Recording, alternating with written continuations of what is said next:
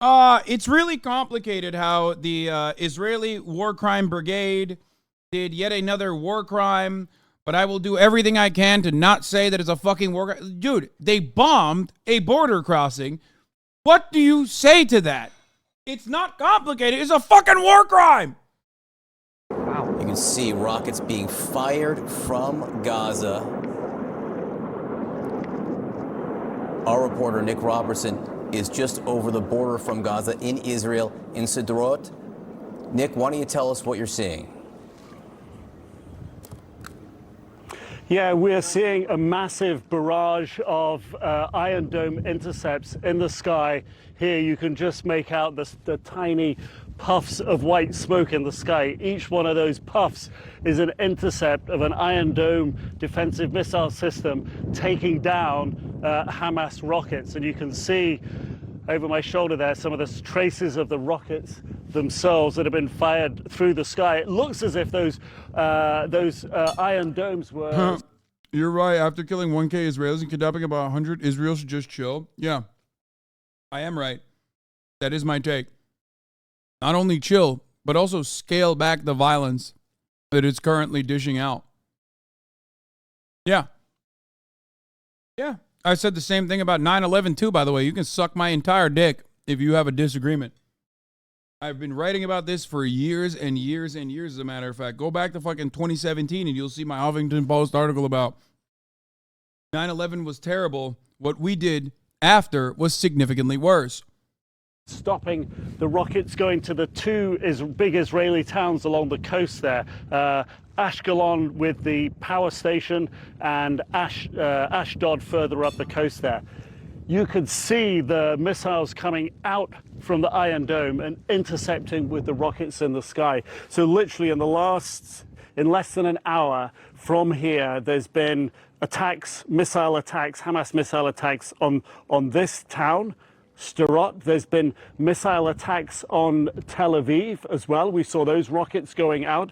And there have been these rocket missile attacks on Ashkelon and Ashdod, it appears. So at this moment this afternoon, Hamas is clearly showing it's got firepower left. It's got the longer range weapons that it was always difficult for it to produce, that can reach as far as central Israel. It's got the shorter range ones that can come in here and the mid-range ones that can reach up along the coast. So Hamas is showing that despite all the strikes on it so far, it has the capability and the reserves of rockets to continue firing out. Nick Robertson, stand by if you can, and it is safe. I just want to give people a sense of where you are. You can see in red here is Gaza. If we can put Nick back up there. This is Sderot right here. This is where Nick Robertson is, just over the border from Gaza. He could hear Iron Dome, that is Israeli air defense missiles being shot up into the sky to get rockets that were being fired from Gaza. And as Nick was explaining here, some of the targets of these rocket attacks from Gaza appear to be Ashkelon and Ashdod here, Israeli cities right on the Mediterranean coast. Nick Robertson, again, back to you. How constant is this? And do you feel like you're hearing more outgoing? Can you distinguish between the outgoing from Gaza and the air intercepts from Israel? Yes, the outgoing from Gaza you see because there's the white trails behind the rockets. So you see them, particularly the longer range ones. At night you see them outgoing because of their sort of the orange burner trail on the back of the rocket. And the intercepts start out as, well, you can actually, I have a rough idea of their firing positions now because you see them come up, you see a little... It's funny to do this when, like, if it bleeds, it leads, right? Like, there's plenty of blood that you could fucking cover in Gaza, but instead they're spending the limited amount of time they have in covering everything with, like, an ad for the Iron Dome. But I guess, like, it makes sense. We did pay for it after all, right? Red dot flying through the sky, then it explodes into a puff of white smoke. You hear the percussion from it when it intercepts with that rocket. So the dynamics of how this works, we have a very good vantage point here. All right, Nick Robertson, stand by. You're in Sderot. Let's go over Clarissa Ward. We can see her shot up right now. Clarissa, if you can hear us, you're in Ashkelon. Also, rockets firing. What are you experiencing? Yeah, so Kate, we had seen on the Hamas Telegram channel that they were warning that there was going to be some kind of a threat, that they told people. I didn't say the Iron Dome was bad. The Iron Dome is great. I think the Palestinians deserve an Iron Dome too. If I'm paying for it, might as well, level the playing field a little bit, right? People to leave by 5 p.m. We got here literally at 5 minutes to 5. Air raid sirens sirens started going off.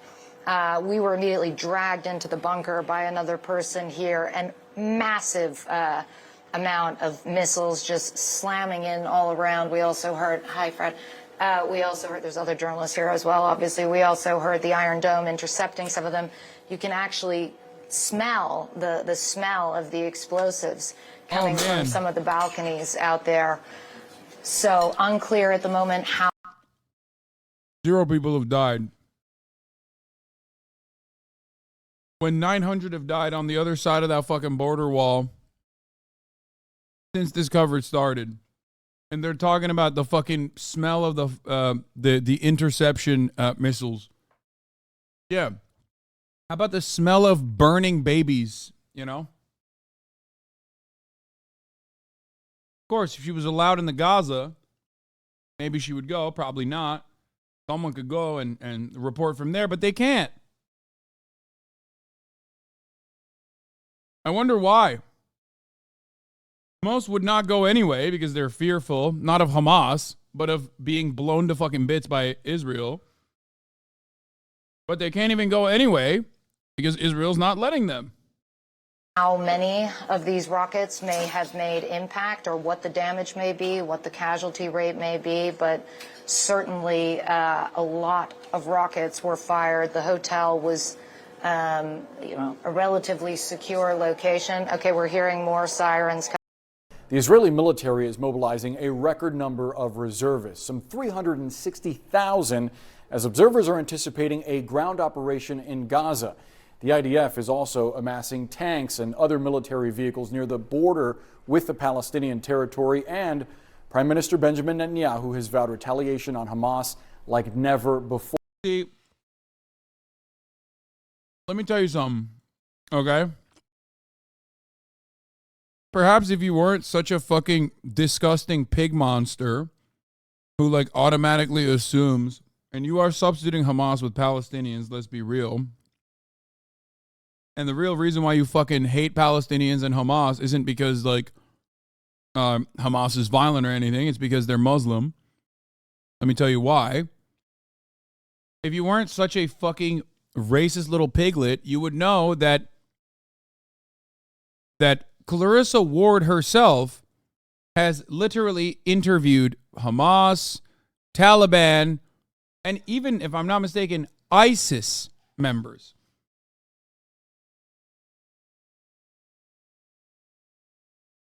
You could also perhaps look at one of the most famous Palestinian journalists in the entire Muslim world, Al Jazeera's very own Shireen Abu Akleh, who was viciously executed, mercilessly murdered by Israeli snipers.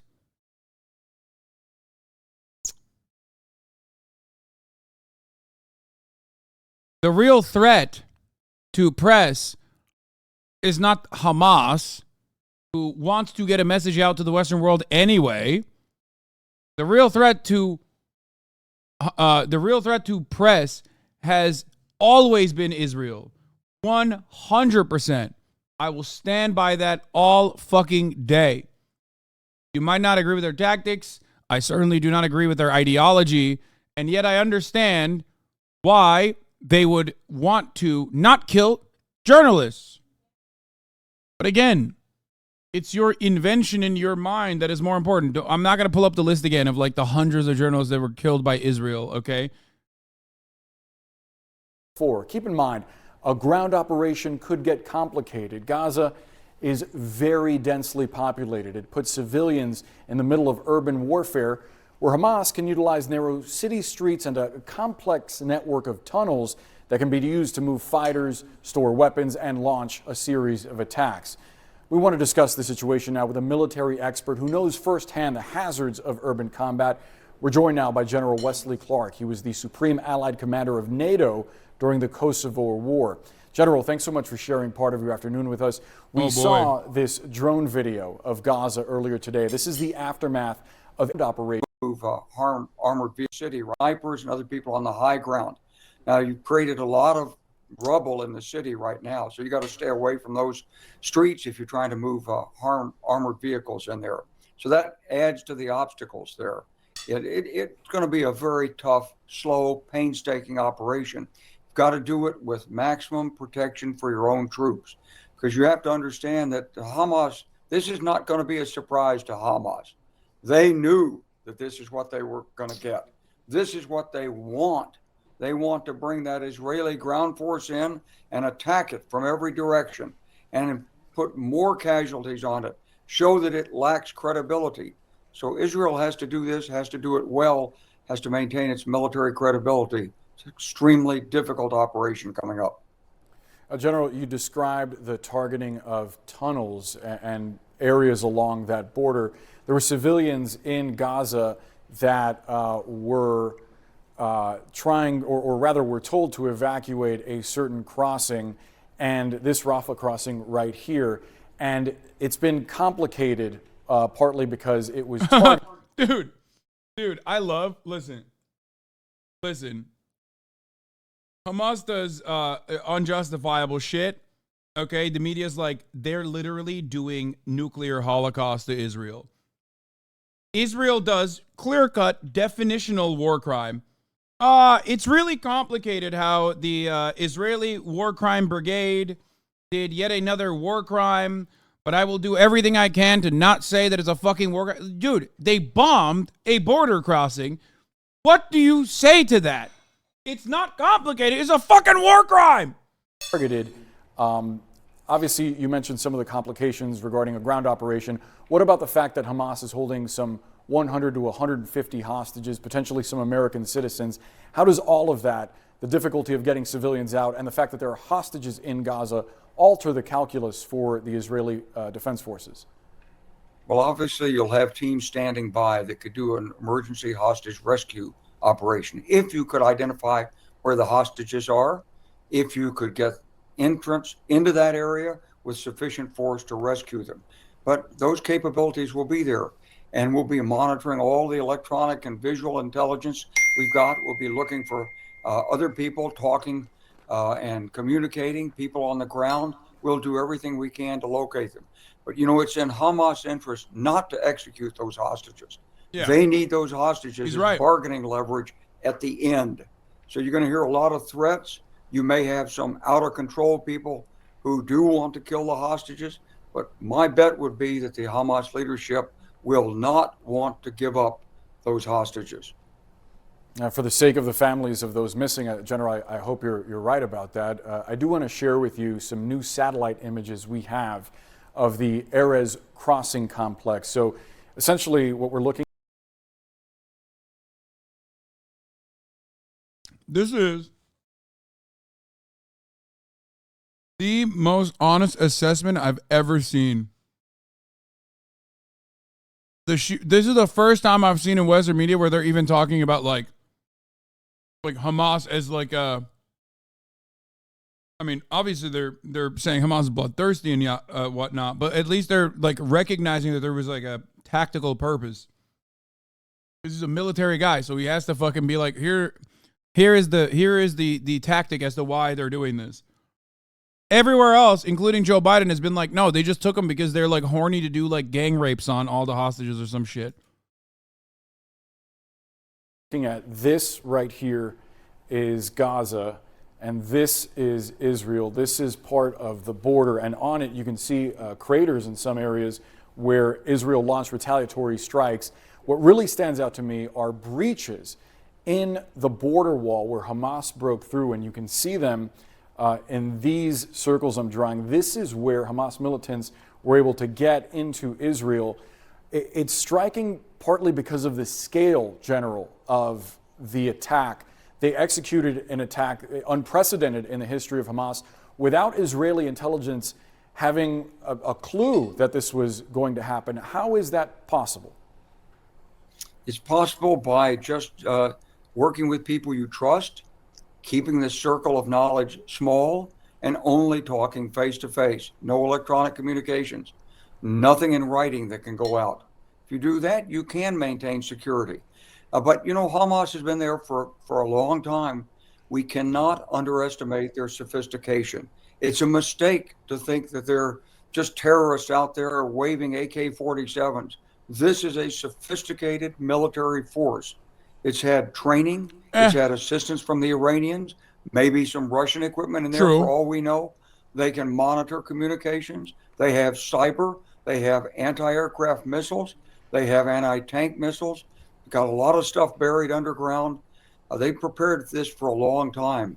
So I think, you know, we have to anticipate this is not like going when the United States Army raced through Baghdad in 2003, shattered the Iraqi guards, and the people in Iraq were like, hey, well, some of us liked him, some of us didn't. Let's see what happens now. That's not what this is. This is a fortress area that's been prepared. Now, how many Hamas fighters are there? 15,000, 20,000. We saw maybe 2,000 committed in this operation.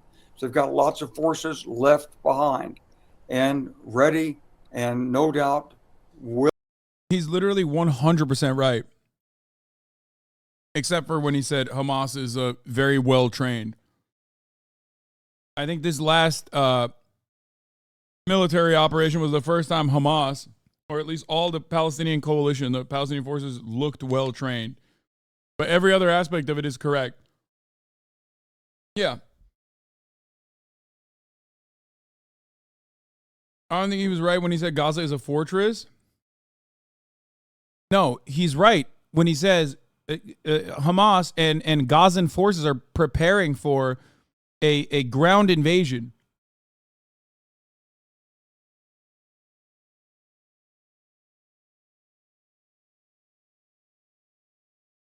Dude, I don't think you understand. Counterinsurgency is very difficult. So difficult that the United States of America's military cannot hold it and do it for years. It is pure Israeli arrogance to suspect you can do it to people in your own fucking backyard for as long as America has occupied Afghanistan and even longer. Okay?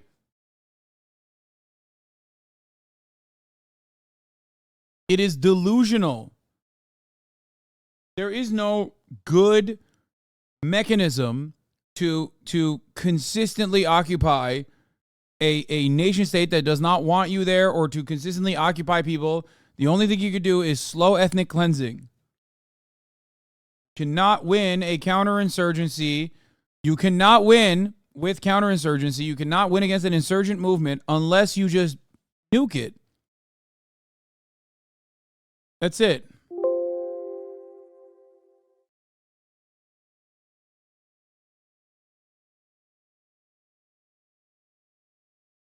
Can't do it. You just have to, ethnically cleanse that area, which is what Israel is going to do. It's going to try and do it.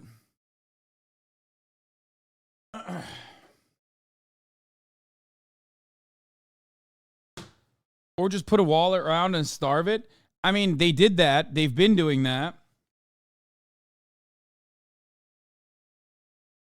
And now they're doing the other thing because that demonstrably didn't work. It didn't work well enough. They did it so fucking hard that even their own internal security said, stop doing this. You're hurting our own security apparatus. Willing to sacrifice their lives to take Israelis with them. So this is going to be a tough fight. And at the same time, of course, we've got the northern border to worry about. The president's talking about maybe sending another carrier battle group in. And don't forget, the North Koreans are now shipping artillery and ammunition by rail to the Russians to put the pressure on Ukraine. We can never neglect that, because that fight in Ukraine. That part's important too. I'm gonna keep it $1.50.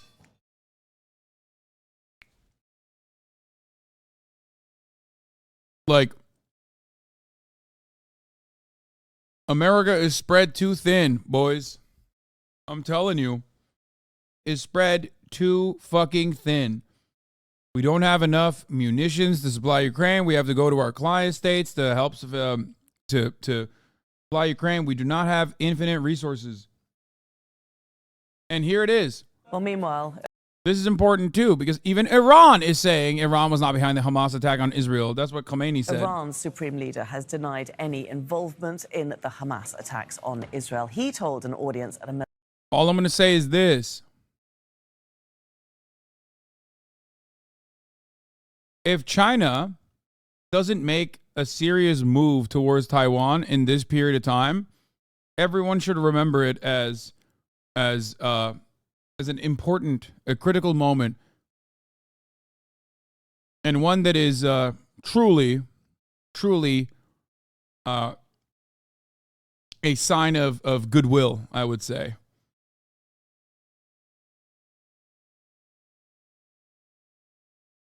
Think about it. Fucking carriers are predisposed in defending Israel against like a possible Middle Eastern World War III. America doesn't have infinite resources.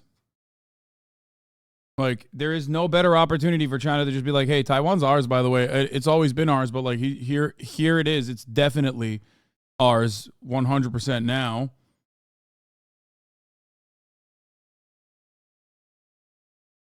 There's never been a better time. There's never been...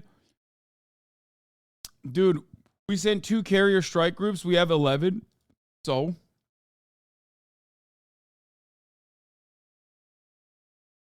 Like, bro, at a certain point, you're going to run out of bullets. At a certain point, you're going to run out of fuel. At a certain point, you're going to run out of munitions. That's why I gave you the example of Ukraine. Ukraine is an example where, for example, America does not have as much artillery munitions, right? Why would they? They don't use it as much. They use other types of explosive ordnance. So they ran out of artillery munitions, despite the fact that we had a decent amount of them. So we had to go to South Korea, who has artillery. South Korea has artillery because of the DMZ. South Korea and North Korea both have a shit ton of artillery pointing in either direction as a security assurance for either party. So now Russia is getting their artillery from North Korea, and Ukraine is, at the behest of the United States of America, getting its artillery from South Korea. This implies, to me, at least, that there is only a finite amount of resources, and that eventually, if war is, never ending, especially if there are unforeseeable circumstances like the one that we just saw, with a contingency plan, certainly, which you are experiencing at the moment, like their contingency plan is sending 2 fucking carriers to immediately control the area and defend Israel. What are they going to do if China moves at this very moment? Military academy that Tehran supports. It would be so funny if they do. They would never forget after the Ukraine thing. What? Okay, I'm just saying, like, this is an opportunity for China where it has the most amount of leverage. It has maximum leverage to do that if they would want to do so. I'm not saying that that's a good thing. I'm not saying that they should do it. Obviously, I don't believe that they should do that. That would be fucking horrifying. I don't, but ultimately, they've never had better leverage than right now. So if they don't do it now, that means, that's a demonstration of good nature, in my opinion. And defends Palestine and its resistance.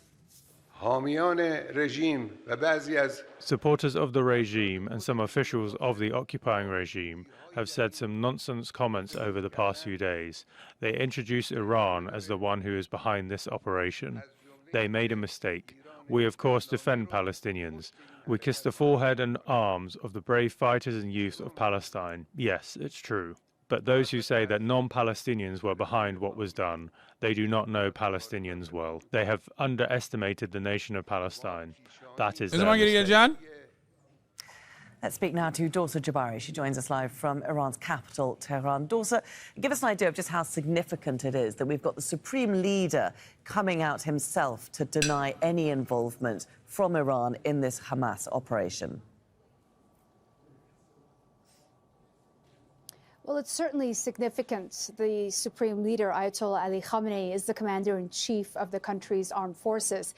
But his comments weren't just about this specific denial. He spent about 10 minutes or so talking about the events that have unfolded over the past few days at the graduation ceremony at Imam Ali Military. It's pretty fucking significant, dog. Like, actually. Or the GOP people demand support for Israel in return for ongoing support to Ukraine, or justify bailing on Ukraine because of Israel. China supports Palestine? No.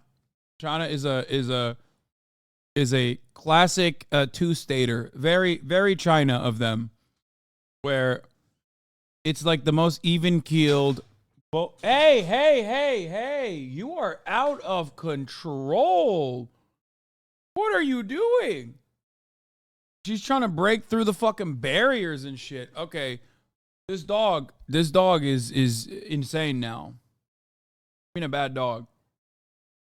I think you're definitely right about U.S. and Israel not wanting Iran to get involved. Iran is a much bigger player than Hezbollah and Hamas. It literally trains them and many other militias in the region. Plus, Iran has a much stronger economic ties to China, especially with Russia, that they wouldn't want to risk a war in the West, so they could get them involved in as well. Isn't Iran the only state that supports the one-state solution? Iran and myself. Academy here in the capital. He highlighted the fact that there was many people are calling what took place a failure in terms of the Israeli military intelligence, but he said it's irreparable what has happened, meaning that the Israelis will not be able to fix the damage that's been done to them. He also highlighted the fact that this was by the will of the Palestinian people themselves who carried out the attacks. And he said that right now what is happening is that Israel is using the narrative that they are the oppressed. They've turned things around. See?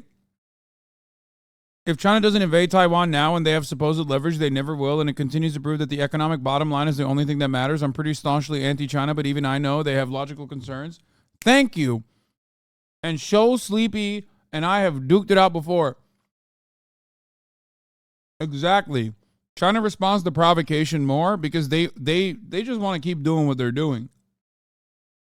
I think it would be very shocking if they were like, yeah, we're going to take advantage of this and like go fucking take over Taiwan when America is spread too thin. What would be the nightmare scenario right now for Israel? What do you mean?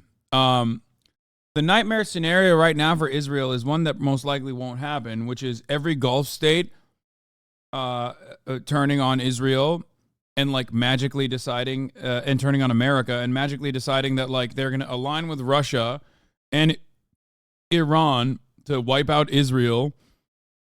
I mean, it's a fantasy. This would never happen. This is pure insanity. But it would be like Hezbollah from Lebanon, the IRGC from Iran, and Syrian forces as well, through Golan Heights and onwards, and maybe even some of the Gulf nation states, which probably wouldn't even do that regardless, all fighting Israel on a multiple front war. Backed by Russia, backed by China. That would be its nightmare scenario. The other nightmare scenario for some Israelis is a end to the apartheid regime, an end to the apartheid, and a one-state secular nation that protects all citizens under the historic Palestinian borders. Unconditionally and offers reparations to Palestinians. So those are the two like scariest options. I think the second one I just described is probably even more terrifying. The thought of like living next to Palestinians who have the same rights as they do. Oh my God, I can't even imagine how scary that would be. But I will not stop wishing equality upon them. But yes, you have Syria, you have Hezbollah, you have Iran, engaging in a multiple front war against Israel. That would be the most terrifying prospect for Israel. The oppressors have become the oppressed, and he said they're using that as a justification to carry out the strikes on Gaza. And he said that this will also see a harsh blow to them, really serving as a warning to the Israeli officials who have been pointing the finger at Iran and the supreme leader himself.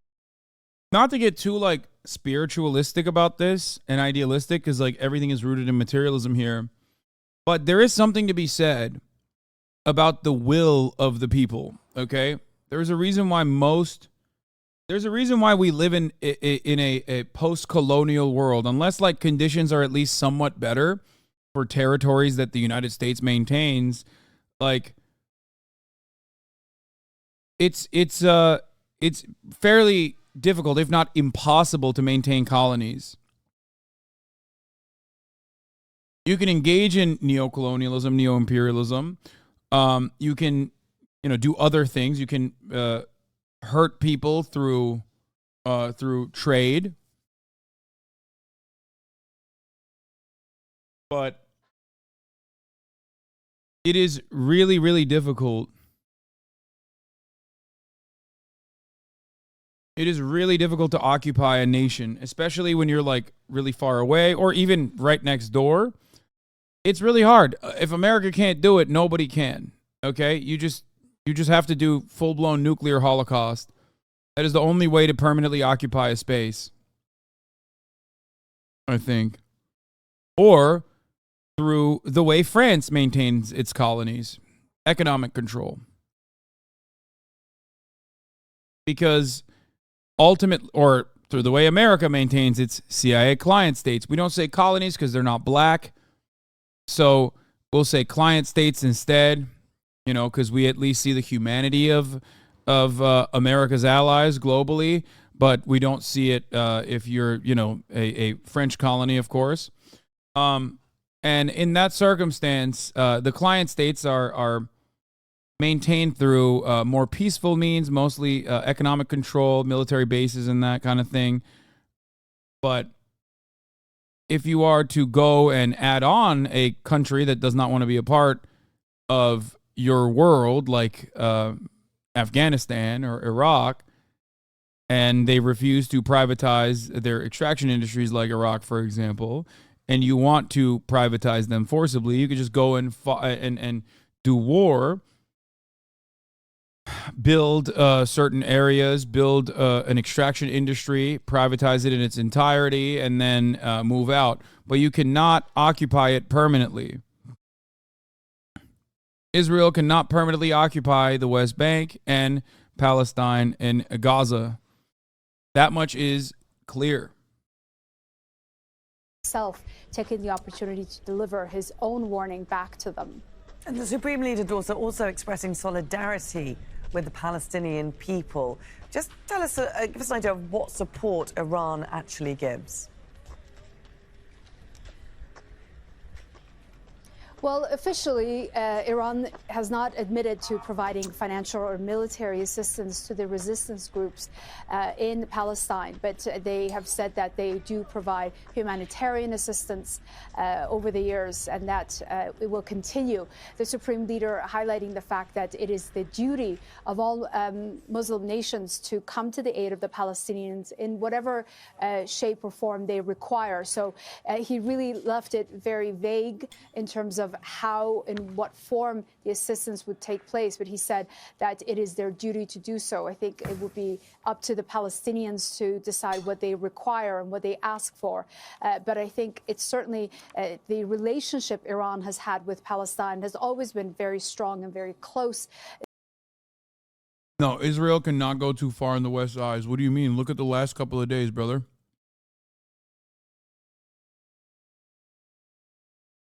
And guess what? Why should they feel like they can go too far in the West eyes? Look at the Western reaction. It is just a lack of reaction, or a straight up justification, or even worse, a demand for more bloodshed. The leadership here since the revolution of 1979 has seen it seen Israel as one of their #1 enemy. They don't recognize the state as such, and they believe that it is the Palestinian people's right to live freely in their own land. So the relationship has always been a very close one, and now it appears that that will continue. Okay. Dorsa Jabari joining us there from Tehran. Thanks very much for bringing us the latest there. You were explaining this, but you were explaining China's stance. No, China is a two-stater. They're shit libs. That's China's stance. We want to get right to our top story, breaking at 8. The war in the Middle East is escalating. Death toll is climbing on both sides, and Israel is now preparing a ground incursion. 300,000 reservists have been called up, and many concerns that hostages could be executed and the conflict could spread. Bro, everybody's saying GL. Dude, Israel's got a lot of surveillance tech, baby. They got a lot of startups. They got a lot of surveillance tech. You fucking kidding me?